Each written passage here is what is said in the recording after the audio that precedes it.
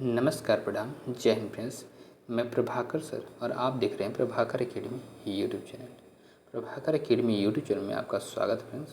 हम लोग इस वीडियो में डिस्कस करेंगे एनसीईआरटी सार संग्रह 2025 के बारे में फ्रेंड्स, जो कि इतिहास का रहेगा फ्रेंड्स, यूथ कंपटीशन का।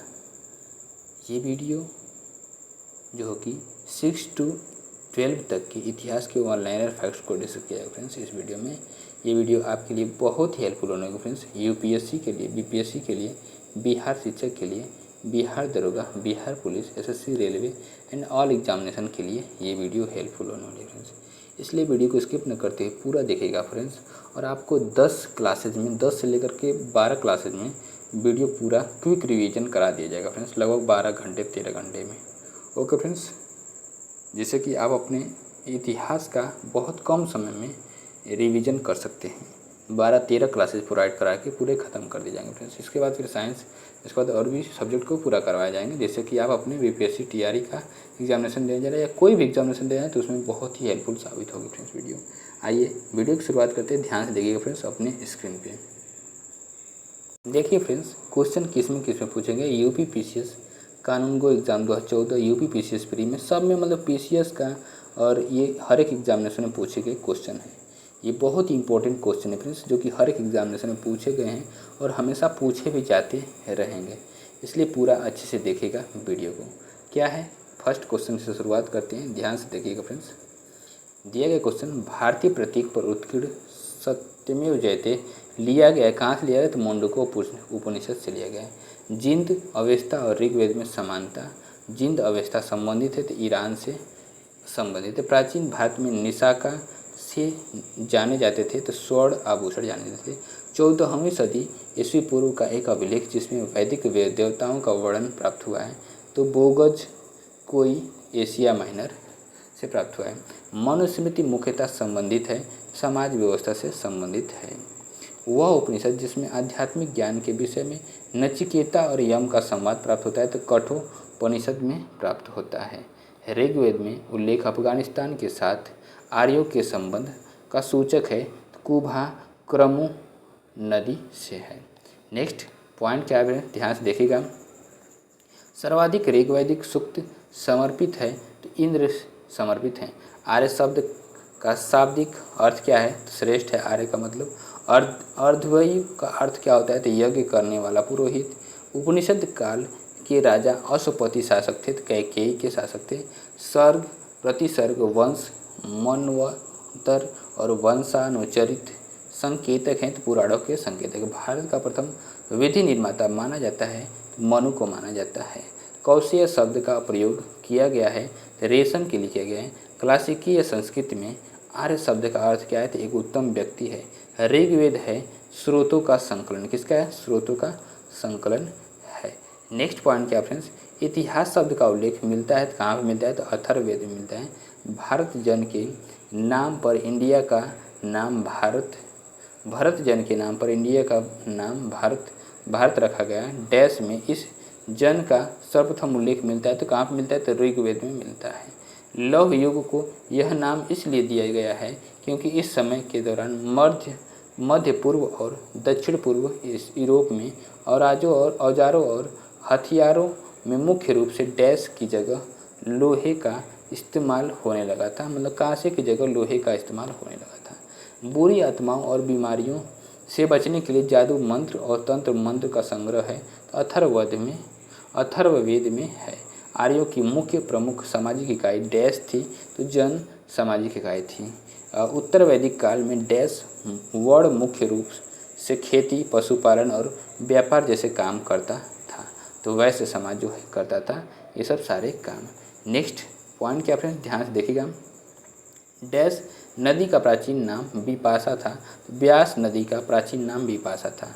वैदिक आर्य सप्त सिंधु नामक क्षेत्र में रहते थे जिसका अर्थ 7 नदियों द्वारा अपवाहित क्षेत्र है। 7 नदियों में से एक झेलम नदी है, इसका प्राचीन नाम था तो वितस्ता था। डैश नदी का उल्लेख वैदिक साहित्य में वितस्ता के रूप में किया गया है तो झेलम नदी को वितस्ता बोला गया है। नेक्स्ट बात करते हैं, डैश संगीत से संबंधित है। सामवेद जो है संगीत से संबंधित है। सबसे पुराना वेद कौन है, तो ऋग्वेद है। पुरुष सूक्त डैश का एक मंत्र संग्रह सूक्त है तो ऋग्वेद है। वैदिक कालीन चतुराश्रम व्यवस्था के अनुसार पारिवारिक अवधि के लिए डैश पद का प्रावधान किया गया है तो गृहस्थ पद का प्रावधान किया गया है। नेक्स्ट पॉइंट क्या फ्रेंड्स ध्यान से देखिएगा। वेद ऋषि कपिल का संबंध भारतीय दर्शन के डैश संप्रदाय से था तो सांख्य संप्रदाय से था। ऋग्वेद डैश पुस्तकों मंडलों में विभाजित है तो 10 मंडलों में विभाजित है। डैश उपवेद ऋग्वेद से संबंधित है तो आयुर्वेद जो है ऋग्वेद से संबंधित है। ऋग्वेद में ऋषि विश्वामित्र और देवी के रूप में पूजी जाने वाली दो नदियों के बीच संवाद के रूप में एक भजन है। ये नदियाँ हैं तो व्यास और सतलुज हैं। कौन है? व्यास और सतलुज हैं। नेक्स्ट पॉइंट क्या फ्रेंड्स ध्यान से देखिएगा। अथर्ववेद 10 खंडों का संग्रह है तो 20 खंडों का संग्रह है। डैश नदी को वैदिक काल में पुरुषनी के नाम से जाना जाता था तो रावी नदी को पुरुषनी नदी के नाम से जाना जाता था। रावी नदी का ऋग्वैदिक नाम है तो पुरुषड़ी है। क्या है? पुरुषड़ी है। वेदांगों के संदर्भ में अनुष्ठान को दर्शाता है तो कल्प को दर्शाता है। एक समय पर वैदिक सभ्यता में राजा को गोपति कहते थे जिसका अर्थ था मवेशियों का स्वामी। भारत में वैदिक सभ्यता डैश नदी के किनारे विकसित हुई थी, सरस्वती नदी के किनारे विकसित हुई थी। वैशेषिक दर्शन के प्रतिपादक हैं तो कणाद हैं वैशेषिक दर्शन के प्रतिपादक। नेक्स्ट बात करते हैं सही सुमेरन के बारे में। तो ऋग्वेद जो है ब्राह्मण कौन है? कौशिकी और ऐतरेय ब्राह्मण कहे जाते हैं। यजुर्वेद को ब्राह्मण का शतपथी तैतरीय ब्राह्मण और सामवेद के ब्राह्मण को पंचविंश षड्विंश अद्भुत तथा जैमिनी प्राप्तड़। अथर्ववेद को गोपथ ब्राह्मण कहा जाता है। नेक्स्ट बात करते हैं 6ठी शताब्दी पूर्व ईस्वी पूर्व की राजनीतिक दशा, महाजनपदों का उदय एवं मगध साम्राज्य के बारे में बात करेंगे फ्रेंड्स। ध्यान से देखिएगा फ्रेंड्स अपने स्क्रीन पे फ्रेंड्स। 6ठी-5वीं शताब्दी ईसा पूर्व में तुर्की लोगों ने सिंधु के पूर्व में लोगों द्वारा इस्तेमाल की जाने वाली भाषा को कहा था तो हिंदवी भाषा कहा था। राजा बिंबिसार के दरबार में वह प्रसिद्ध चिकित्सक जो भगवान बुद्ध के निजी चिकित्सक थे तो जीवक थे। 6ठी शताब्दी ईसा पूर्व में जैन और बौद्ध ग्रंथों में डैश महाजनपदों का उल्लेख किया गया है। 16 महाजनपदों का उल्लेख किया गया है। भारत की प्राचीन राजधानी थी तो पाटलिपुत्र थी, मतलब आज के समय में जिसको पटना बोला जाता है। मगध साम्राज्य का अंतिम शासक था कालाशोक था। नेक्स्ट पॉइंट क्या फ्रेंड्स ध्यान से देखिएगा। मगध की राजधानी राजगृह से पाटलिपुत्र स्थानांतरित की गई। अजातशत्रु ने स्थानांतरित किया था। बिंबिसार डैश शासक था? मगध का शासक था। मगध साम्राज्य की राजधानी थी राजगीर थी। और आर्य संस्कृति के सर्वोच्च काल में गंगा घाटी के जनपद जो संख्या में डैश थे महाजनपद बन गए थे। 16 महाजनपद बन गए थे। प्राचीन काल में अवध को डैश नाम से जाना जाता था तो कोसल नाम से जाना जाता था। 16 महाजनपदों का उल्लेख है तो अंगुत्तर निकाय में है। कलिंग नरेश खारवेल संबंधी था तो चेदी वंश से संबंधित था। नेक्स्ट बात करते हैं फ्रेंड्स 6ठी शताब्दी ईस्वी पूर्व का मत्स्य महाजनपद स्थित है, राजस्थान में स्थित है। प्राचीन नगर के अवशेष कुम्हरार स्थल से प्राप्त हुए हैं, पाटलिपुत्र से। मालवा क्षेत्र पर मगध की सत्ता का विस्तार हुआ था। शिशुनाग के समय मगध का शासक जिसने राज्यारोहण के लिए अपने पिता की हत्या की एवं स्वयं इसी कारणवश अपने पुत्र द्वारा मारा गया अजातशत्रु। मगध का सम्राट जिसे अपरो परशुराम के नाम से जाना जाता है तो महापद्मनंद को जाना जाता है। प्राचीन श्रावस्ती का नगर विन्यास आकृति है तो अर्धचंद्राकार है। 6वीं शताब्दी ईस्वी पूर्व सुक्ति मती राजधानी थी तो चेदी का राजधानी थी। अभिलिखित साक्ष्य में प्रकट होता है कि नंद राजा के आदेश से एक नहर खोदी गई थी तो कलिंग में। कहाँ पे खोदी गई थी? तो कलिंग में खोदी गई थी। नेक्स्ट पॉइंट क्या फ्रेंड्स ध्यान से देखिएगा।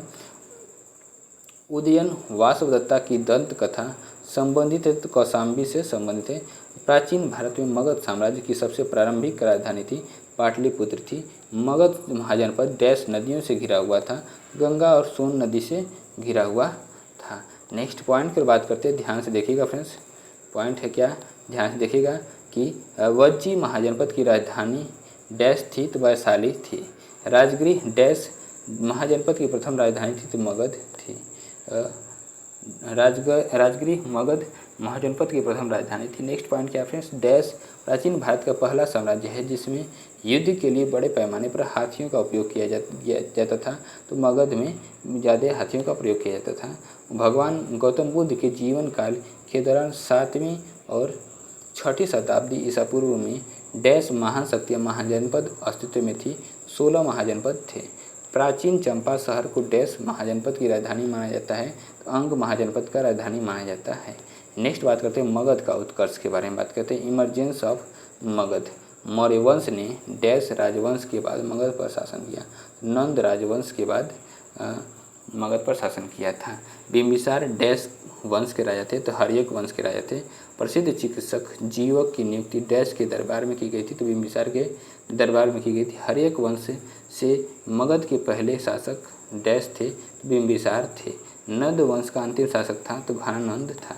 हर्यक वंश का शासक अजातशत्रु डैश का पुत्र था, तो बिंबिसार का पुत्र था। राजा अजातशत्रु डैश वंश के शासक थे, तो हर्यक वंश के शासक थे। नेक्स्ट पॉइंट क्या फ्रेंड्स, 4ठी शताब्दी ईसा पूर्व में मगध की राजधानी डैश को स्थानांतरित कर दिया गया था। तो पाटलिपुत्र में स्थानांतरित कर दिया गया था। बिंबिसार ने डैश राजवंश के साथ के उपचार के लिए राजवैद्य जीवक को भेजा था। अवंती में, कहाँ पर भेजा था? अवंती में भेजा था।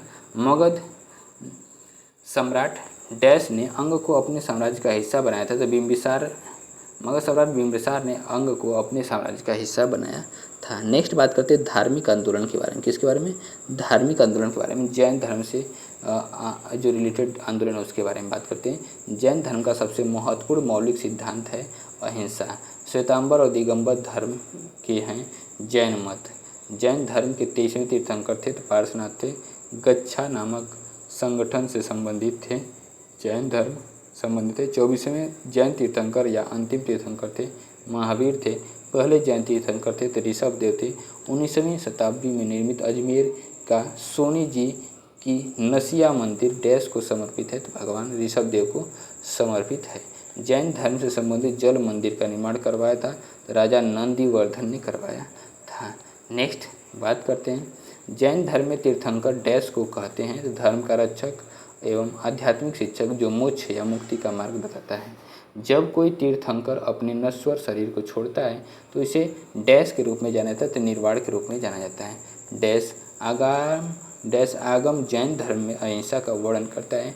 तो सूत्र क्रांतांग सूत्र जैन धर्म का प्रथम तीर्थंकर माना जाता है। तो ऋषभ देव को माना जाता है। वर्धमान महावीर जैन धर्म के डैश तीर्थंकर थे, 24वें तीर्थंकर थे। जैन धर्म के 24वें तीर्थंकर में से प्रथम तीर्थंकर हैं तो ऋषभ देव हैं। जीवन में जिन 5 बंधनों को जैन धर्म के लोगों द्वारा पालन करना होता है डैश का अर्थ गैर अभिग्रहण है। तो क्या? अपरिग्रह है। क्या है? अपरिग्रह है। नेक्स्ट पॉइंट क्या है? ध्यान से देखिएगा फ्रेंड्स। डैश को वह पवित्र व्यक्ति माना जाता है जिसने जैन धर्म को उसका वर्तमान स्वरूप प्रदान किया है। महावीर को। किसको? महावीर को। नेक्स्ट पॉइंट क्या फ्रेंड्स? ध्यान से देखिएगा। स्वामी महावीर का जन्म हुआ था तो कुंडग्राम में हुआ था। महावीर और उनके अनुयायियों की शिक्षाओं को लगभग 1500 वर्ष पहले जिस रूप में लिखा गया था उसी रूप में वे वर्तमान में डैश स्थान पर उपलब्ध है। गुजरात के वल्लभी में उपलब्ध है उसी रूप में। नेक्स्ट क्या पॉइंट क्या है? जैन धर्म में जैन शब्द संस्कृत शब्द जिन से लिया गया है जिसका अर्थ है डैश, अर्थात जिसने सभी मानवीय भावावेशों पर विजय प्राप्त कर लिए उसे विजेता कहते हैं। क्या कहते हैं? जिसका अर्थ क्या है? विजेता है। जैन धर्म का तीर्थ स्थल पाली ताड़ा मंदिर डैश राज्य में स्थित है। तो गुजरात राज्य में स्थित है। दिगंबर संप्रदाय डैश से संबंधित है। तो जैन धर्म से संबंधित है। 6वीं शताब्दी ईसा पूर्व के प्रारंभ में भगवान महावीर का जन्म हुआ था। तो वैशाली में जन्म हुआ था। नेक्स्ट पॉइंट क्या है? ध्यान देखिए फ्रेंड्स। भगवान महावीर का मूल नाम क्या है? तो वर्धमान है। जैन मठ संस्थानों को कहा जाता है तो वसादित कहा जाता है। महावीर डैश तीर्थंकरों में अंतिम तीर्थंकर माने जाते हैं। 24 तीर्थंकर माने जाते हैं। पार्श्वनाथ जो एक क्षत्रिय और बनारस के राजा अशोसेन का पुत्र था वह डैश जैन तीर्थंकर बना। 23वां जैन तीर्थंकर बना। शब्द श्वेतांबर डैश से जुड़ा हुआ है, जैन धर्म से जुड़ा हुआ है। जैन धर्म के संस्थापक थे ऋषभ देव थे और जैन कल्पसूत्र की रचना की थी तो भद्रबाहु ने की थी। नेक्स्ट पॉइंट क्या आपने ध्यान से देखिएगा। मनुष्य जीवन का सर्वोत्तम ध्येय है कैवल्य, जिसका अर्थ है इच्छाओं पर विजय प्राप्त करना। भारत में पाल काल में एक महत्वपूर्ण अध्ययन केंद्र था, तो विक्रमशिला विश्वविद्यालय के अति महत्वपूर्ण आचार्य थे, तो विरोचन, अतीश, दीपांकर तथा रत्नाकर शांति। नेक्स्ट क्या है, तक्षशिला विश्वविद्यालय का उत्खनन कराया जॉन मार्शल ने उत्खनन कराया था। महावीर का प्रथम अनुयायी बना तो जमाली बना था। त्रिरत्न सिद्धांत, डॉक्ट्रिन ऑफ थ्री ज्वेल्स, सम्यक धारणा, सम्यक चरित्र, सम्यक ज्ञान, जिस धर्म की महिमा है तो जैन धर्म की महिमा है। आजीवक संप्रदाय के संस्थापक थे तो मक्खली गोसाल थे। नेक्स्ट पॉइंट क्या आपने ध्यान से देखिएगा। प्रारंभिक जैन साहित्य में लिखा गया था अर्ध मागधी भाषा में। यापनीय एक संप्रदाय था तो जैन धर्म का था। तीर्थंकर शब्द संबंधित है तो जैन से संबंधित है। जैन सभा जिसमें अंतिम रूप से श्वेतांबर आगम का संपादन हुआ तो पाटलिपुत्र में हुआ। प्रभासगिरी तीर्थ स्थल है तो जैनों का है। धर्म जो विश्व विनाशकारी प्रलय की अवधारणा में विश्वास नहीं करता है तो जैन धर्म है। जैनियों की पवित्र पुस्तकें कहलाती हैं आगम सिद्धांत। दर्शन जिसने पुनर्जन्म के विश्वास को अस्वीकार कर दिया तो चारवाक है। जैनों के अंतिम तीर्थंकर थे तो वर्धमान महावीर थे। नेक्स्ट बात करते हैं पॉइंट के बारे में। भगवान महावीर को मोक्ष निम्न में से किस स्थान प्राप्त हुआ था? पावापुरी में हुआ था। डैश ज्ञात्रिक या जांत्रिक या झात्रिक क्षत्रिय वंश के प्रमुख पुत्र थे वर्धमान महावीर। डैश धर्म में 24 तीर्थंकर हुए थे। जैन धर्म में 24 तीर्थंकर हुए थे। व्यवहारिक जीवन में 10 सार्वभौमिक गुणों का पालन करके आत्मशुद्धि और उत्थान के लिए प्रतिवर्ष पर्युषण पर्व मनाता है तो जैन समुदाय मनाता है। नेक्स्ट पॉइंट क्या आपने ध्यान से देखिएगा। भगवान महावीर का जन्म वर्तमान समय के डैश राज्य में हुआ था तो बिहार राज्य में हुआ था। जैन धर्म के पहले तीर्थंकर डैश थे तो ऋषभ देव थे। संथारा डैश समुदाय का एक धार्मिक संस्कार है। जैन समुदाय का एक धार्मिक संस्कार है। प्रथम और चौथे जैन तीर्थंकर के जन्म स्थान के रूप में मान्यता प्राप्त पवित्र शहर का नाम है तो अयोध्या है। जैन दर्शन शास्त्र के अनुसार जिन शब्द का अर्थ डैश होता है तो विजेता होता है। महावीर की शिक्षाएं जो कि लगभग 1500 वर्ष पूर्व लिखी गई थी वर्तमान में उपस्थित हैं वल्लभी गुजरात में। नेक्स्ट क्या है, सही सुमेलित है। श्रावस्ती संभवनाथ संबंधित तीर्थंकर हैं। काकंदी से सुविधानाथ हैं। अयोध्या से ऋषभनाथ हैं। पुष्पघोषा से पद्म प्रभु हैं। नेक्स्ट बात करते हैं बौद्ध धर्म के बारे में। गौतम बुद्ध को ज्ञान डैश नदी के तट पर प्राप्त हुआ था तो निरंजना नदी के तट पर गौतम बुद्ध को ज्ञान प्राप्त होता। त्रिपिटक संबंधित है तो बौद्ध धर्म से संबंधित है। बौद्ध धर्म का अनुयायी थे तो अशोक थे। बौद्ध धर्म का प्रचार विदेशों में कराया तो अशोक ने करवाया। जातक कथा संबंधित है। गौतम बुद्ध से तीसरी बौद्ध परिषद आयोजित की गई थी, पाटलिपुत्र में की गई थी। बुद्ध वंश के शासकों द्वारा शासित स्थान था, कपिल वस्तु है। और गौतम बुद्ध ने सारनाथ में अपना पहला उपदेश दिया था धम्मचक्र प्रवर्तन मुद्रा में। वह स्थान जहाँ प्रथम बौद्ध संगीति का आयोजन किया गया था तो राजगीर में किया गया था। नेक्स्ट पॉइंट क्या आपने ध्यान से देखिएगा। भगवान बुद्ध की 200 फीट ऊंची कांस्य प्रतिमा स्थापित करने का निर्णय लिया गया तो कुशीनगर में निर्णय लिया गया। बुद्ध को महापरिनिर्वाण प्राप्त हुआ था। कुशीनगर में महापरिनिर्वाण प्राप्त हुआ था। वर्ष का स्मारक जिसमें गौतम बुद्ध ने दुनिया के लिए बौद्ध धर्म के अपने दिव्य ज्ञान का प्रचार किया था, महाबोधि मंदिर समूह। वह स्थान जहाँ बौद्धों की मान्यता के अनुसार गौतम बुद्ध ने अपनी मृत्यु के बाद परिनिर्वाण प्राप्त किया, कुशीनगर में प्राप्त किया। पाली में बौद्ध ग्रंथों को आमतौर पर त्रिपिटक यानी थ्री फोल्ड बास्केट कहा जाता है। डैश त्रिपिटकों में से नहीं है तो उपासका पिटक नहीं है। नेक्स्ट पॉइंट क्या ध्यान से देखिएगा फ्रेंड्स। ज्ञान प्राप्त करने के बाद गौतम को डैश रूप में जाने लगा तो बुद्ध रूप में जाने लगा। बोध गया एक महत्वपूर्ण बौद्ध तीर्थ केंद्र है क्योंकि गौतम बुद्ध ने यहाँ ज्ञान प्राप्त किया था। बुद्ध ने अपना पहला उपदेश दिया था तो सारनाथ में दिया था। बौद्धों के लिए उत्तर प्रदेश में स्थित सारनाथ महत्वपूर्ण है क्योंकि ज्ञान प्राप्त करने के बाद भगवान बुद्ध ने सारनाथ में अपना पहला उपदेश दिया था। एक बौद्ध दार्शनिक थे तो नागार्जुन थे, एक बौद्ध दार्शनिक नागार्जुन थे। नेक्स्ट पॉइंट क्या फ्रेंड्स, ध्यान से देखिएगा फ्रेंड्स कि बुद्ध ने अपना प्रथम उपदेश सारनाथ में अपने 5 शिष्यों को दिया था, जिसे डैश कहा जाता है, धर्म चक्र प्रवर्तन कहा जाता है। वैशाली में द्वितीय बौद्ध संस्कृति डैश द्वारा संचालित की गई थी, तो कालाशोक के द्वारा संचालित की गई थी।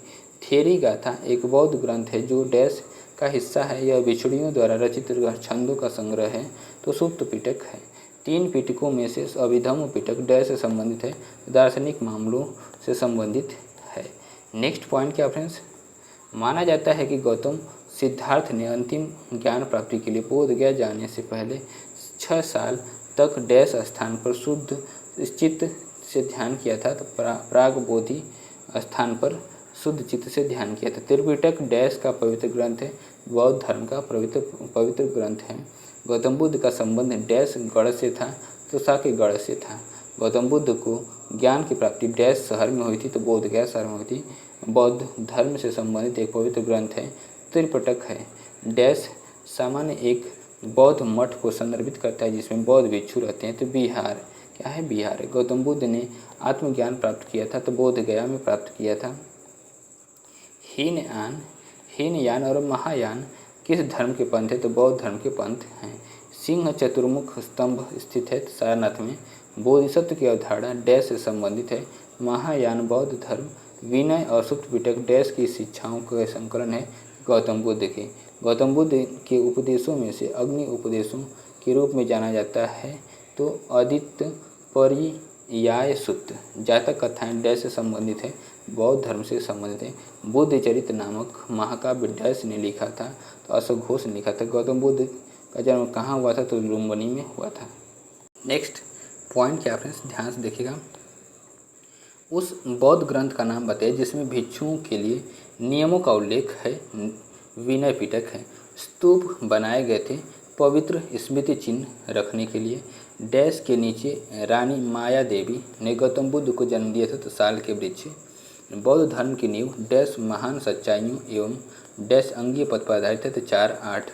और त्रिपिटक पवित्र धर्म ग्रंथ डैश से संबंधित है, बौद्ध धर्म से संबंधित है। त्रिपिटक डैश उपदेशों का सबसे पहला संग्रह है, तो बौद्ध धर्म का। गौतम बुद्ध को ज्ञान प्राप्त कहाँ हुआ था, तो बोध गया में हुआ था। बौद्ध ग्रंथों का अध्ययन करने के लिए विजयवाड़ा में जुआंग जांग चीनी विद्वान रहा था। नेक्स्ट पॉइंट क्या फ्रेंड्स, ध्यान से देखिएगा। बोध गया किस भारतीय राज्य में स्थित है, तो बिहार में स्थित है। गौतम बुद्ध ने अपने उपदेशों में जनसाधारण की भाषा डैश का प्रयोग किया, पाली भाषा का प्रयोग किया है। जातक कथाओं में डैश के जन्म और उनके पूर्व जीवन का वर्णन मिलता है, तो बुद्ध के पूर्व जीवन का वर्णन मिलता है। जैन धर्म और बौद्ध धर्म के उदय में भारत में ईसा पूर्व डैश शताब्दी में धार्मिक अशांति देखी गई थी, तो छठी में देखी गई, 6ठी शताब्दी में। सॉरी फ्रेंड्स, नेक्स्ट पॉइंट क्या फ्रेंड्स, गौतम बुद्ध की माँ का नाम था डैश, तो माया देवी था। और डैश वास्तुकला में मुख्य रूप से चैत्य विहार स्तूप और स्तंभ होते हैं, तो बौद्ध स्तंभ होते हैं। नेक्स्ट पॉइंट क्या है, ध्यान से देखिएगा फ्रेंड्स। बौद्ध तीर्थ स्थान दात का मंदिर यहाँ स्थित है, श्रीलंका में स्थित है। बोरोबुदुर बौद्ध मंदिर स्थित है, इंडोनेशिया में है। अजंता गुफा की चित्रकला भारत में डैश के स्वर्ण युग का प्रमाण है, तो बौद्ध धर्म की। अजंता गुफाओं की चित्रकारी दर्शाती है, तो जातक कथाएं दर्शाती है। बुद्ध का जन्म हुआ था, तो लुम्बिनी में हुआ था। बुद्ध की मृत्यु जहाँ हुई थी वो स्थान है, तो उत्तर प्रदेश में है। बुद्ध के जीवन की घटना जिसको महाभिनिष्क्रमण के रूप में जाना जाता है, वो गृह त्याग है। क्या है, गृह त्याग है। नेक्स्ट पॉइंट क्या फ्रेंड्स, बुद्ध के उपदेश संबंधित है, तो आचरण की शुद्धता व पवित्रता से। भारतीय कला में बुद्ध के जीवन की घटना का चित्रण मृग सहित चक्र द्वारा हुआ है, तो प्रथम उपदेश बुद्ध ने सर्वाधिक उपदेश दिए थे, तो श्रावस्ती में दिए हुए थे। बौद्ध संघ में भिक्षुणी के रूप में स्त्रियों के प्रवेश की अनुमति बुद्ध द्वारा दी गई थी, तो वैशाली में दी गई थी। बुद्ध के जीवन काल में ही संघ प्रमुख होना चाहता था, तो देवदत्त संघ प्रमुख होना चाहता था। बुद्ध द्वारा रूपांतरित में अंतिम व्यक्ति था, तो सुभद्र था। त्रिपिटक है, तो बुद्ध के उपदेशों का संग्रह है। बौद्ध धर्म में त्रिरत्न इंगित करता है तो बुद्ध धम्म संघ।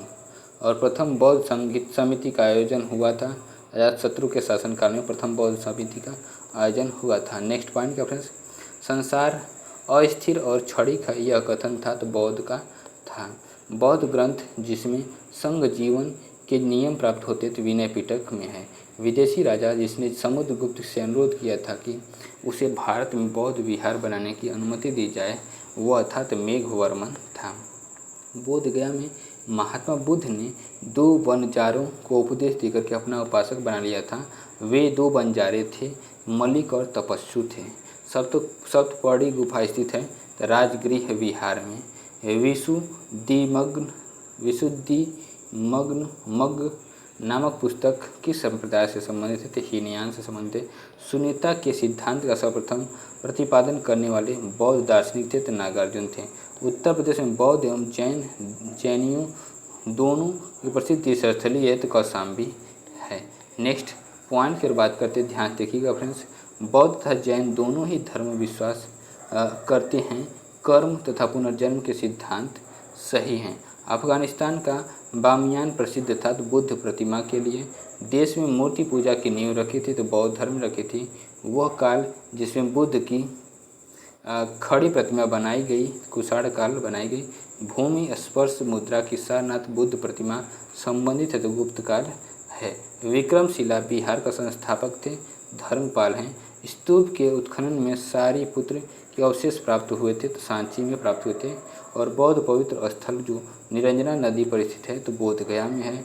एशिया के ज्योतिपुंज के तौर पर जाना जाता है तो गौतम बुद्ध को जाना जाता है। गौतम बुद्ध के समय का प्रसिद्ध वैद्य जीवक किसके दरबार में से संबंधित था तो बिंबिसार से संबंधित था। नेक्स्ट पॉइंट क्या आपने ध्यान से देखेगा। बुद्ध कौशाम्बी आए थे तो उदयन के राज्यकाल में और तिब्बत में बौद्ध धर्म के सुधार में महती भूमिका निभाने वाले उपाध्याय अतीश किस बिहार के प्रसिद्ध विद्वान थे। विक्रमशिला बिहार के प्रसिद्ध विद्वान थे। अर्धनारीश्वर मूर्ति में आधा शिव तथा आधा पार्वती प्रतीक है। देव और उसकी शक्ति का योग है। गौतम बुद्ध ने प्रथम धार्मिक प्रवचन दिया था तो सारनाथ में दिया था। भारत में सर्वप्रथम मानव मूर्तियों की पूजा हुई थी बुद्ध की। भारतीय कला में बुद्ध के जीवन की वह घटना जिसका चित्रण मृग सहित चक्र द्वारा हुआ है प्रथम उपदेश है। देश बौद्ध धर्म में भिक्षुणी बनने वाली प्रथम महिला थी, महाप्रजापति गौतमी थी। बौद्ध काल का सबसे पुराना स्तूप है तो सांची स्तूप है। बुद्ध ने डैश में एक पीपल के पेड़ के नीचे कई दिनों तक तपस्या की, जहां उन्हें ज्ञान प्राप्त हुआ था, बोध ज्ञान प्राप्त हुआ था। संघ में रहने वाले बौद्ध भिक्षुओं के लिए बनाए गए नियम डैश नामक ग्रंथ में मिलते हैं तो विनय पिटक में मिलते हैं। नेक्स्ट पॉइंट क्या आपने ध्यान से देखिएगा। प्रथम बौद्ध परिषद को डैश द्वारा संरक्षण प्रदान किया गया था तो अजातशत्रु की तरफ संरक्षण प्रदान किया गया था। अपने महापरिनिर्वाण से पहले बुद्ध ने अंतिम उपदेश दिया था, वैशाली में दिया था। गौतम बुद्ध की मृत्यु के तत्काल बाद डैश बौद्ध परिषद को आयोजित किया गया था तो पहली बौद्ध परिषद के आयोजित किया गया था। तीसरी बौद्ध संगीति डैश शहर में आयोजित की गई थी तो पाटलिपुत्र में आयोजित की गई थी। बौद्ध धर्म के अधिकांश ग्रंथ डैश भाषा में लिखे गए तो पाली भाषा में लिखे गए। बौद्ध धर्म महायान और हीनयान में डैश के शासनकाल के दौरान विभाजित हुआ था तो कनिष्क के शासनकाल में विभाजित हुआ था। नेक्स्ट पॉइंट क्या फ्रेंड्स, स्तूप शब्द गौतम बुद्ध के जीवन की डैश घटना से संबंधित है तो मृत्यु से संबंधित है। त्रिपिटक धर्म ग्रंथ का संबंध डैश धर्म से है तो बौद्ध धर्म से है। गौतम बुद्ध के उपदेश मुख्य रूप से डैश पाए जाते हैं तो सुत्त पिटक में पाए जाते हैं। कनिष्क के शासन काल के दौरान डैश को चौथे बौद्ध परिषद के स्थल के लिए चुना गया था तो कश्मीर में चुना गया था। भारत के डैश बौद्ध स्थल पर गौतम बुद्ध ने सबसे पहले धर्म का प्रचार किया था, सारनाथ में किया था। पश्चिमी हिमालय में बौद्ध शिक्षा का सबसे बड़ा केंद्र गोम्पा डैश राज्य संघ राज्य क्षेत्र में स्थित है तो हिमाचल प्रदेश में स्थित है। नेक्स्ट पॉइंट क्या ध्यान से देखिएगा फ्रेंड्स। बुद्ध के जीवन की घटनाओं और उसके संबंध स्थलों का सही सुमेलन है। जन्म स्थान लुम्बिनी, ज्ञान की प्राप्ति बोधगया, प्रथम उपदेश सारनाथ, निर्वाण की प्राप्ति कुशीनगर। नेक्स्ट बात करते हैं भगवत संप्रदाय एवं ब्राह्मण धर्म के बारे में बात करते हैं। तो एक पौराणिक कथा के अनुसार वह देवता जिसने दशाश्वमेध घाट पर किए जाने वाले दशाश्वमेध यज्ञ के दौरान 10 घोड़ों की बलि दी थी, भगवान ब्रह्मा है। हिंदू पौराणिक कथाओं के अनुसार महाकाव्य रामायण में भगवान श्री राम अयोध्या के शासक थे, जो राजधानी थी तो कौशल की राजधानी थी। भगवत गीता मूलतः महाभारत का अंश है, भीष्म पर्व का है। नागार्जुन कोंडा शहर की स्थापना की थी तो इक्ष्वाकु राजवंश ने। मंडन मिश्र शिष्य थे कुमारिल भट्ट के। तुम्हारा अधिकार कर्म पर है, फल की प्राप्ति पर नहीं, यह कहा गया है तो गीता में कहा गया है। मोक्ष के साधन के रूप में ज्ञान, कर्म तथा भक्ति को समान महत्व देता है, तो भगवद गीता समान महत्व देता है। नेक्स्ट पॉइंट क्या फ्रेंड्स, भागवत धर्म से संबंधित प्राचीन अभिलेखीय साक्ष्य मिलता है। तो हेलियोडोरस का नगर का अभिलेख आदि शंकराचार्य द्वारा स्थापित 4 मठ स्थित हैं। जोशी मठ, द्वारका, पुरी और श्रृंगेरी मठ 4 मठ स्थित हैं। नेक्स्ट बात करते हैं पॉइंट के बारे में। नयनार थे। नयनार कौन थे? तो सर्व धर्मानुयायी थे। डैश एक ब्रह्मणीय नर्तक के रूप में हिंदू भगवान शिव का चित्रण है, जो तांडवम नामक अपने दिव्य नृत्य का प्रदर्शन करते हैं। तो नटराज हैं। त्रिमूर्तियों में सृष्टिकर्ता देवता होने के बाद भी आजकल डैश देवता की पूजा बहुत कम की जाती है। तो कौन है? तो ब्रह्मा की पूजा बहुत कम की जाती है। प्रारंभिक भक्ति आंदोलनों में से एक नयनारों के नेतृत्व में जो डैश के भक्त थे, शिव के भक्त थे। पशुपति संप्रदाय के प्रवर्तक थे तो लकुलिश थे। दक्षिण भारत में कुछ अंश में भगवान विष्णु को भगवान डैश के नाम से भी जाना जाता है। तो क्या है? वेंकटेश्वर हैं। सही सुमिरन क्या है? ध्यान से देखिएगा फ्रेंड्स। वल्लभाचार्य जो कि पुष्टि मार्ग है, और रामानुजन जो है विशिष्टा द्वैत से संबंधित है, और मध्वाचार्य जो है द्वैतवाद है, शंकर जो अद्वैतवाद है। सही सुमिरन नेक्स्ट पॉइंट क्या फ्रेंड्स, ध्यान से देखिएगा। शिव जो है त्रिशूल से रिलेटेड है, विष्णु चक्र से, गणेश जो है रस्सी या फंदा से, सरस्वती जो है वीणा से रिलेटेड है, सरस्वती जी। नेक्स्ट पॉइंट क्या फ्रेंड्स, सही सुमिरन। रामानुजन जो है विशिष्ट द्वैत हैं, माधवाचार्य द्वैत हैं, और निम्बार्क जो है द्वैत हैं, और वल्लभाचार्य शुद्ध द्वैत हैं। नेक्स्ट अब बात करते हैं मौर्य साम्राज्य के बारे में बात करते हैं। मौर्य राजवंश की स्थापना मगध में हुई थी, जो वर्तमान में जाना जाता है बिहार के नाम से। मौर्य राजवंश के आंशिक शासक थे बृहद्रथ थे, वह व्यक्ति जिनका नाम देवानाम प्रियदर्शी भी था। मौर्य सम्राट अशोक।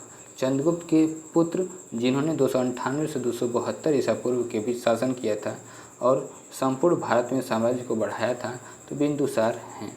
नगर पालिका प्रशासन की एक विस्तृत प्रणाली की स्थापना के लिए सबसे प्रसिद्ध राजा थे चंद्रगुप्त मौर्य थे। मौर्यकालीन भारत के विवरण वाली इंडिका के लेखक थे मेगास्थनीज थे। नेक्स्ट पॉइंट क्या फ्रेंड्स, ध्यान से देखिएगा। मौर्य अर्थव्यवस्था मुख्य रूप से निर्भर थी कृषि अर्थव्यवस्था पर। अशोक के प्रधान शिलालेख में सबसे बड़ा शिलालेख है 13वां है। अशोक के आक्रमण के दौरान कलिंग पूर्वी प्रांत की राजधानी थी तो तोसाली थी। डैश के बीच तक्षशिला शहर स्थित है, सिंधु और झेलम के बीच। सम्राट अशोक का डैश शिलालेख कलिंग पर उसके विजय का उल्लेख करता है, तो 13वां का उल्लेख करता है। अशोक का सिंह चतुर्मुख स्तंभ शीर्ष डैश में एक स्तंभ पर था, तो सारनाथ पे था। किस पे था? सारनाथ पे था। नेक्स्ट पॉइंट क्या है, ध्यान से देखिएगा फ्रेंड्स। चंद्रगुप्त मौर्य के इस प्रसिद्ध राजनीतिक सलाहकार को जाना जाता था तो चाणक्य विष्णुगुप्त के नाम से। अशोक का वह शिलालेख जिसमें ब्राह्मी लिपि का प्रयोग नहीं किया गया था, तो शहबाजगढ़ी में मौर्य कला का सर्वोत्तम प्रतिमान है, तो स्तंभ है। अशोक के साम्राज्याधीन नहीं था तो कामरूप नहीं था। और बृहद सांची स्तूप डैश से संबंधित है, मौर्य काल से संबंधित है। नेक्स्ट पॉइंट क्या फ्रेंड्स, पाटलिपुत्र में स्थानांतरित होने से पहले डैश कई वर्षों तक मौर्य की राजधानी थी, तो राजगृह थी। लौरिया नंदनगढ़ स्तंभ डैश में स्थित है, चंपारण में स्थित है। मौर्य सम्राट डैश ने लगभग 287, 268 से 231 ईसा पूर्व के अपने शासनकाल के दौरान शिलाओं और स्तंभों पर अपने लेख उत्कीर्ण करवाए थे, तो अशोक ने करवाए थे। सम्राट अशोक का पितामह था चंद्रगुप्त मौर्य। डैश स्थल आधुनिक गुजरात में स्थित है, जहाँ अशोक के शिलालेख अवस्थित है, तो गिरनार में अवस्थित है।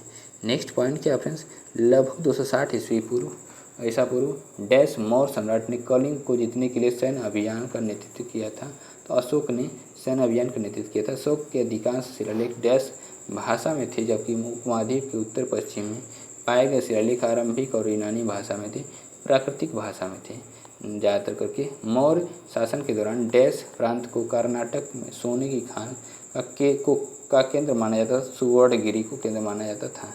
नेक्स्ट क्या है, सेल्यूकस निकेटर नामक डैश शासक द्वारा मेगास्थनीज नामक राजदूत को चंद्रगुप्त मौर्य के दरबार में भेजा गया था, तो यूनानी शासक था। कौन सा शासक था? यूनानी शासक था। मौर्य शासक अशोक द्वारा निर्मित सारनाथ सिंह चतुर्भुज डैश से बना था, तो बलुआ पत्थर से बना था। नेक्स्ट पॉइंट क्या फ्रेंड्स, ध्यान से देखिएगा फ्रेंड्स।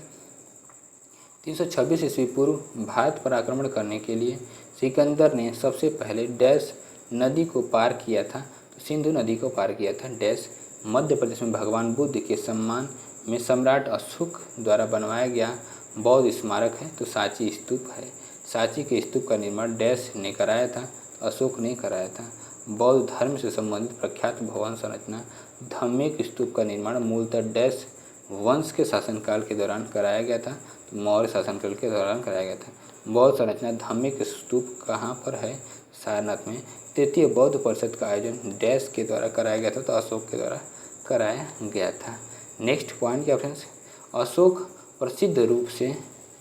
तर्कसिद्ध रूप से प्रारंभिक भारत के सबसे प्रसिद्ध शासक थे, जिसने कलिंग पर विजय प्राप्त की।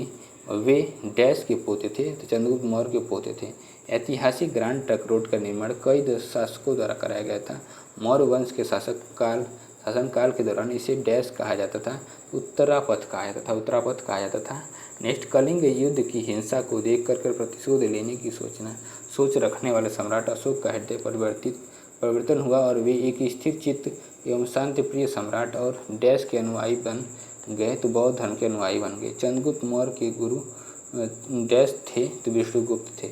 उदयन ने मगध की राजधानी को डैश शहर से हटा करके पाटलिपुत्र में स्थानांतरित किया गया, तो राजगीर शहर से हटा करके पाटलिपुत्र में हस्तांतरित किया गया था।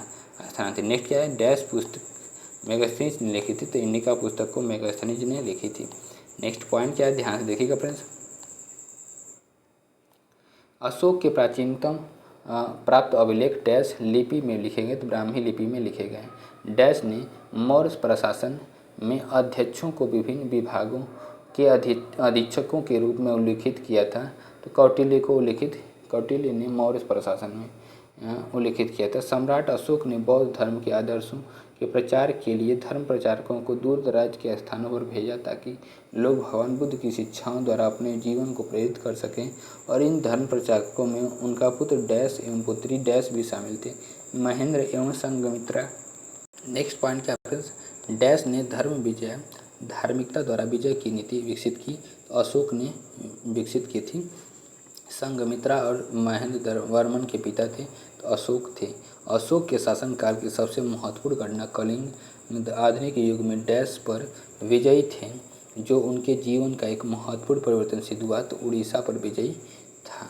नेक्स्ट बात करते हैं, अशोक ने डैश के युद्ध के बाद बौद्ध उपदेशों को अपना लिया था, तो कलिंग के युद्ध के बाद बौद्ध उपदेशों को अपना लिया था। प्रसिद्ध कलिंग युद्ध ने सम्राट अशोक को युद्ध छोड़ने और बौद्ध धर्म अपनाने के लिए प्रेरित किया था। यह युद्ध उड़ीसा कब लड़ा गया था, तो 261 ईसा पूर्व लड़ा गया था। चंद्रगुप्त का पुत्र डैश मौर्य साम्राज्य के सिंहासन पर बैठने वाला दूसरा शासक था, तो बिंदुसार था। सम्राट अशोक डैश का पुत्र था, जो मौर्य वंश से संबंधित था, तो बिंदुसार।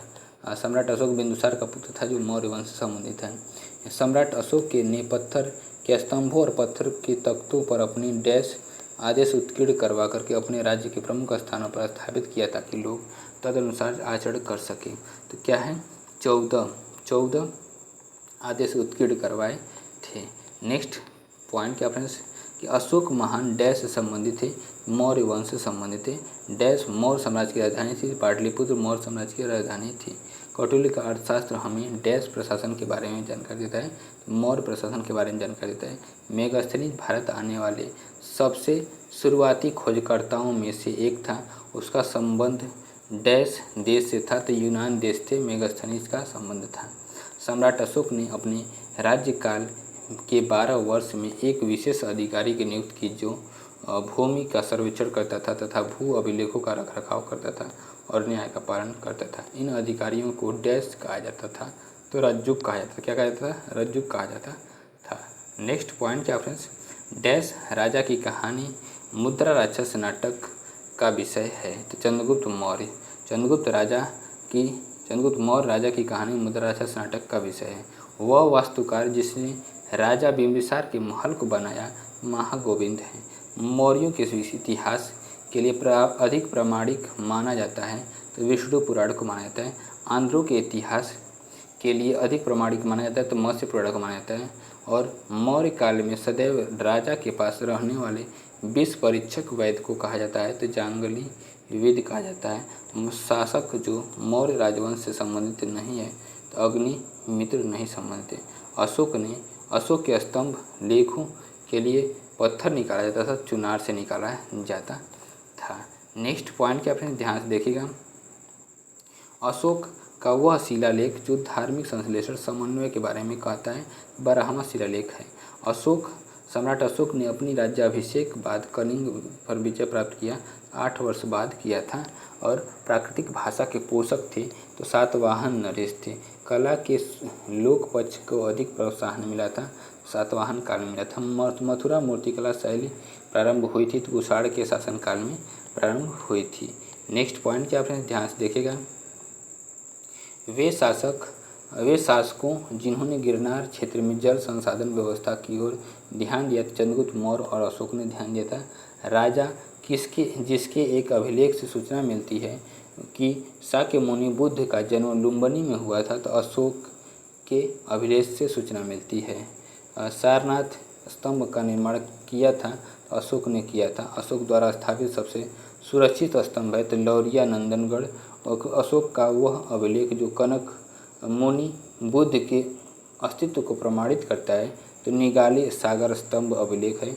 गुर्जरा लघु शिलालेख जिसमें अशोक का नाम उल्लेख किया गया है स्थित है, तो मध्य प्रदेश के दतिया जिले में स्थित है। नेक्स्ट पॉइंट क्या फ्रेंड्स?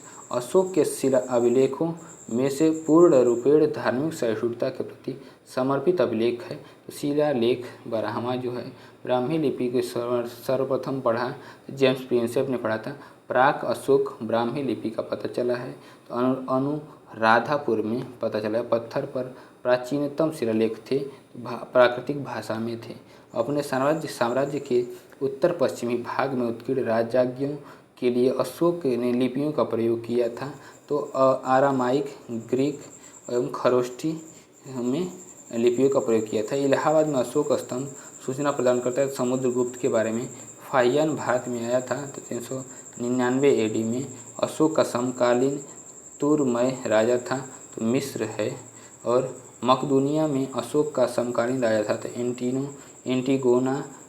एंटीगोन गोनटास। नेक्स्ट पॉइंट क्या आपने ध्यान से देखेगा। टालमी फिलाडेल्फस जिसके साथ अशोक के राजनय संबंध थे, तो शासक था मिस्र का शासक था। एक इतिहास के अनुसार शिलालेख में अशोक ने जिस धर्म का प्रतिपादन किया वह वस्तुतः राजधर्म था, फ्लीट का राजधर्म था। आधुनिक देवनागरी लिपि का प्राचीन रूप है ब्राह्मी है। किसने सहिष्णुता, उदारता और करुणा के त्रिविध आधार पर राजधर्म की स्थापना की, तो अशोक। सांची का स्तूप बनवाया था, तो अशोक ने बनवाया था। ब्राह्मी लिपि का प्रथम उद्वाचन उत्कीर्ण अक्षरों से किया गया, स्तंभों पर किया गया। बुलंदी बाग प्राचीन स्थान था पाटलिपुत्र का। मौर्य काल में तक्षशिला के प्रसिद्ध शिक्षा केंद्र के द्वार खुले थे, तो ब्राह्मणों, क्षत्रियों और वैश्यों के लिए मौर्य काल में दंड विधान थे, काफ़ी कठोर। क्या थे? काफ़ी कठोर थे। नेक्स्ट क्या है? कालसी प्रसिद्ध है। अशोक के शिलालेख के कारण चंद्रगुप्त मौर्य ने अपने अंतिम दिन व्यतीत किए थे श्रवणबेलगोला में। अशोक का वह अभिलेख जिसमें धार्मिक सहिष्णुता के सिद्धांत की बात कही गई है, शिलालेख 12वां है। चंद्रगुप्त मौर्य की मृत्यु के बाद डैश मौर्य साम्राज्य के सिंहासन पर बैठा तो बिंदुसार मौर्य साम्राज्य के सिंहासन पर बैठा था। अंतिम मौर्य सम्राट की हत्या के लिए जिम्मेदार तथा पुष्यमित्र शुंग थे जिम्मेदार। मौर्य सेना के प्रशासनिक कार्यों की जिम्मेदारी डैश सदस्यों को सौंपी गई थी 30 सदस्यों को सौंपी गई थी। भारतीय समाज को 7 वर्गों में वर्गीकृत किया तो मेगास्थनीज ने 7 वर्गों में वर्गीकृत किया था। और अशोक के अभिलेखों के अनुसार डैश मगध साम्राज्य की एक प्रांतीय केंद्र नहीं था, तो इंद्रप्रस्थ जो था एक प्रांतीय केंद्र नहीं था। नेक्स्ट पॉइंट क्या फ्रेंड्स, डैश ग्रंथ मौर्य साम्राज्य के काल के प्रशासनिक और सैन्य संगठन का सूक्ष्म विवरण देता है, तो अर्थशास्त्र विवरण देता है। कौटिल्य के सप्तांग सिद्धांत में अमात्य है, मंत्री और अधिकारी हैं। सम्राट अशोक ने अपने राज्याभिषेक के डैश वर्ष बाद कलिंग विजय प्राप्त की, 8 वर्ष बाद कलिंग विजय प्राप्त की। डैश मौर्य शासक ने कलिंग की लड़ाई के बाद युद्ध करना छोड़ दिया, तो अशोक ने छोड़ दिया था युद्ध करना। नेक्स्ट पॉइंट क्या है, ध्यान से देखिए फ्रेंड्स।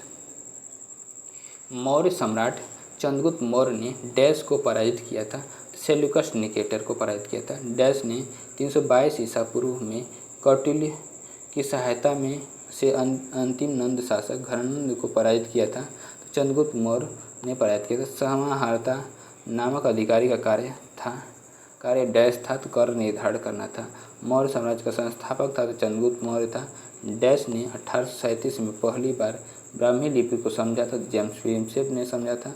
नेक्स्ट पॉइंट क्या है, ध्यान से देखिएगा फ्रेंड्स कि डैश लिपि सभी आधुनिक भारतीय लिपियों की जननी मानी जाती है। ब्राह्मी लिपि सभी भारतीय लिपियों की जननी मानी जाती है। मौर्य राजवंश का अंतिम शासक था तो बृहद्रथ था।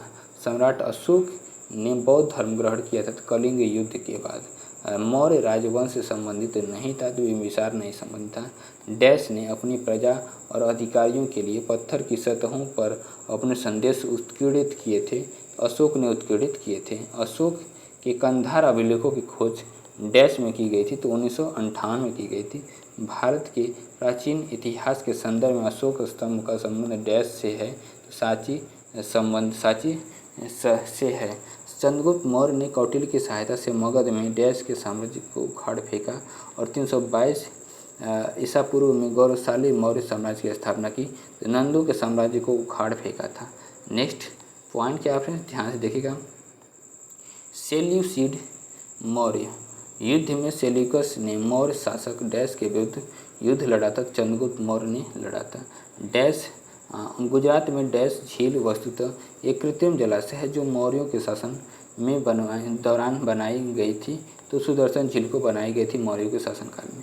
अशोक को आरंभिक भारत का सर्वप्रसिद्ध शासक माना जा सकता है, जिन्होंने डैश वर्तमान के तटीय उड़ीसा पर विजय प्राप्त की थी, कलिंग वर्तमान के तटीय उड़ीसा पर विजय प्राप्त की थी। देवा नाम प्रिय के नाम से जाना जाता है, तो अशोक को जाना जाता है। मौर्योत्तरकालीन भारत के बारे में बात करते तो ध्यान से देखिएगा फ्रेंड्स। राजा कनिष्क के शासनकाल के दौरान दरबारी चिकित्सक थे, चरक थे। योग दर्शन के प्रवर्तक थे तो महर्षि पतंजलि थे। और कनिष्क प्रथम ने के शासनकाल के दौरान डैश प्रसिद्ध आयुर्वेद विद्वान रहता था तो चरक रहते थे। कुषाण मूलतः निवासी थे, चीनी तुर्किस्तान के। विक्रम संवत प्रारंभ हुआ तो 57 ईसा पूर्व से। खगोलविद वराहमिहिर और कवि कालिदास डैश के दरबार का हिस्सा थे, विक्रमादित्य के दरबार का हिस्सा थे। डैश भारतीय राजवंश ने अपने शासकों के चित्र वाले सिक्के जारी किए थे, सातवाहन वंश के सिक्के जारी किए थे। नेक्स्ट पॉइंट क्या है, ध्यान से देखिएगा फ्रेंड्स। कनिष्क डैश वंश से संबंधित है, कुषाण वंश से संबंधित है। शक युग आरंभ हुआ था सन 78 ईस्वी में। कुषाण राजाओं में सबसे मशहूर डैश थे, जो कुषाण राजवंश में तीसरे शासक थे, कनिष्क थे। ईसा पूर्व डैश शताब्दी की शुरुआत में कुषाणों ने भारत की उत्तर पश्चिम सीमा पर अपना अधिकार स्थापित किया, तो पहला अधिकार स्थापित किया। उड़ीसा के उदयगिरी से हाथी गुम्फा शिलालेख कलिंग के राजा डैश ने लिखा था, तो खारवेल ने लिखा था। कालिदास के मालविका अग्निमित्र का नायक अग्निमित्र था, पुष्यमित्र का पुत्र था। सिमुख संस्थापक था, सातवाहन का था। कारदमक क्षत्रपों ने अति दुर्लभ सिक्के प्रचलित किए थे, ताम्र धातु के में प्रचलित किए थे। नेक्स्ट पॉइंट क्या फ्रेंड्स, अशोक के द्वितीय शिलालेख में उल्लेख नहीं है, सातवाहन का उल्लेख नहीं है। नेक्स्ट पॉइंट क्या फ्रेंड्स, ध्यान से देखिएगा। खारवेल के विषय में जानकारी का स्रोत है हाथी गुम्फा का अभिलेख में। राजवंशों में सबसे पुराना राजवंश था सातवाहन का था। मौर्यों के बाद दक्षिण भारत में सबसे प्रभावशाली राज्य था सातवाहन का था। सातवाहनों की राजधानी अवस्थित थी तो अमरावती में थी। कनिष्क के सारनाथ बौद्ध प्रतिमा अभिलेख की तिथि है तो 83 ईस्वी सन। बुद्ध का सिक्कों पर अंकन हुआ था तो कनिष्क के, और उत्तर तथा उत्तर पश्चिमी भारत में सर्वाधिक संख्या में तांबे के सिक्कों को जारी किया गया था। कुशाणों को काव्य शैली का प्राचीनतम नमूना उल्लेख मिलता है काठियावाड़ के रुद्रदामन में मिलता है। प्राचीन भारत में नियमित रूप से सिक्के सोने के सिक्के चलाए तो कुशाण ने चलाए थे। बिना बेगार के सुदर्शन झील का जीर्णोद्धार कराया तो रुद्रदामन प्रथम ने जीर्णोद्धार कराया था। नेक्स्ट पॉइंट क्या फ्रेंड्स, प्राचीन भारत के ऐतिहासिक साहित्यिक इतिहास में पाणिनि और पतंजलि ख्याति प्राप्त नाम है। फले फूले शुंग राजवंश के समय विक्रम संवत प्रारंभ हुआ था तो 58 ईस्वी पूर्व में। महाभाष्य के लेखक पतंजलि समसामयिक थे तो पुष्यमित्र शुंग के समसामयिक थे। विक्रम एवं शंख संवतों में अंतर वर्षों में है तो 135 वर्षों का अंतर है। पुष्यमित्र जो कि अंतिम मौर्य सम्राट बृहद्रथ का सेनापति था ने राजा की हत्या कर दी और एक नए राजवंश की स्थापना की। उसका वंश था शुंग। नेक्स्ट पॉइंट क्या है, कुषाण शासक इतिहास में बौद्ध धर्म के महान संरक्षक के रूप में प्रसिद्ध है जिन्होंने चतुर्थ बौद्ध संगीति का भी आयोजन किया था। तो कनिष्क है, कौन है, कनिष्क है। नेक्स्ट पॉइंट क्या है, निंगथौजा राजवंश द्वारा भारत के डैश राज्य पर शासन किया था तो मणिपुर शासन किया था। शुंग वंश का संस्थापक डैश था तो पुष्यमित्र था। उड़ीसा में उदयगिरी की पहाड़ियों में हाथी गुफा शिलालेख का उत्कीर्ण करवाया था तो खारवेल ने करवाया था।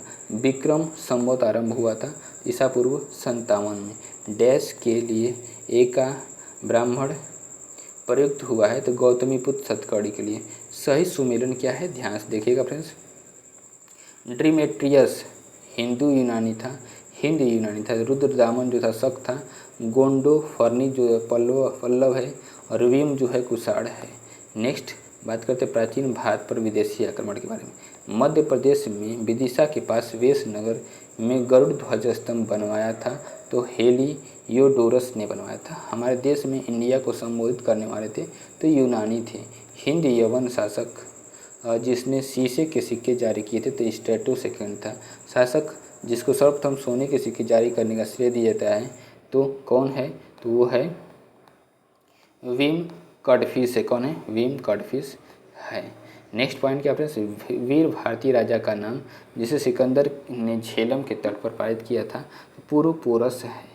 युद्ध भूमि में बड़ी संख्या में सैनिकों के मारे जाने अथवा आहत हो जाने के बाद भारतीय गढ़ अथवा राज्य की स्त्रियों ने सिकंदर के विरुद्ध शस्त्र धारण किया था तो मसग विदेशी आक्रमणकारी डैश ने अपने प्रदेश चंद्रगुप्त मौर्य को सौंप दिए थे तो सेल्यूकस निकेटर।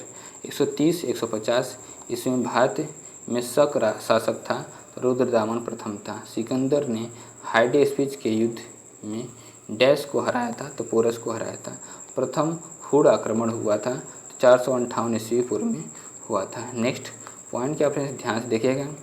डैश ने राजा हान हो ती से युद्ध किया था जो चीन के हान राजवंश के राजा थे और द्वितीय प्रयास में उसे हराया था तो कनिष्क ने हराया था। नेक्स्ट पॉइंट क्या है, ध्यान से देखिएगा फ्रेंड्स। संगम युग चेर चोल पांडव महोदयपुरम के चेर साम्राज्य में बोली जाने वाली संभावित भाषा थी तो मलयालम थी। सिंचाई के लिए 16 मील लंबी चोल झील का निर्माण डैश चोल शासक ने करवाया था तो राजेंद्र प्रथम ने करवाया था। और चोल अभिलेखों के अनुसार जैन सभाओं को दान में दिए जाने वाली भूमि को कहा जाता था तो पल्ली छांदम कहा जाता था। नेक्स्ट पॉइंट क्या फ्रेंड्स, ध्यान से देखिएगा। संगम साहित्य की रचना डैश भाषा में हुई है, तमिल भाषा में हुआ है। चोल शिलालेख से उल्लिखित गुरुकुल के अनुरक्षण हेतु प्रदान की गई भूमि डैश कहा जाता था तो साला भोग कहा जाता था। डैश राजवंश ने दक्षिण पूर्व एशिया में शिपिंग उद्यम स्थापित किए थे तो चोल स्थापित किए थे। डैश पांड्य वंश की राजधानी थी तो मदुरै थी। डैश ने मदुरै के आसपास के क्षेत्र पर शासन किया और 13वीं शताब्दी में सर्वोच्चता प्राप्त की। पांड्यों ने मदुरै के आसपास के क्षेत्र पर शासन किया और 13वीं शताब्दी में सर्वोच्चता प्राप्त की।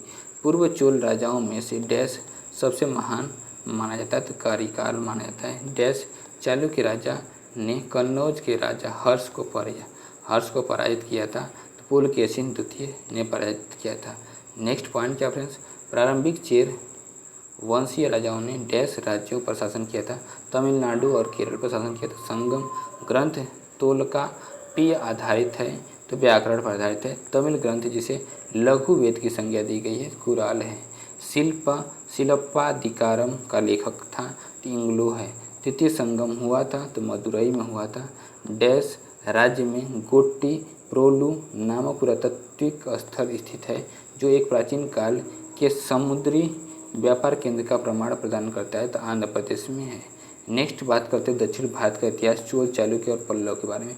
वह शिव मंदिर जिसे चोल शासकों के संरक्षण में नहीं बनाया गया था, तो गोंडेश्वर मंदिर सिन्नार है। नटराज की प्रसिद्ध कांस्य मूर्ति का एक उत्कृष्ट उदाहरण है चोल कला का। वह राजवंश अपने अपने शासनकाल में ही अपना उत्तराधिकारी घोषित करते थे, चोल राजवंश। वह दक्षिण भारतीय राज्य जो अपनी नौसैनिक शक्ति नेवल पावर हेतु प्रसिद्ध था, तो चोल है। चोल संगम नामक बृहद कृत्रिम झील बनवाने का श्रेय दिया था, तो राजेंद्र को दिया था।